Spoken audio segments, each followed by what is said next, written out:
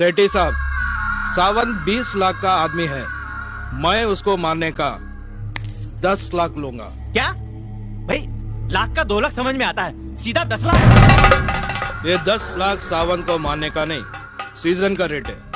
Season का rate बोले तो बैंड बाजे वाले का कमाने का टाइम शादी का टाइम, गुंडे लोगों का कमाने का टाइम इलेक्शन का टाइम। अभी कमाने का टाइम कोई छोड़ता है क्या? अब तो ये उल्टी बात कर रहे हो तुम। बाबूराव जी, आप बहुत जल्दी उतावले हो जाते हैं। ये राव साहब हमारे समझते नहीं।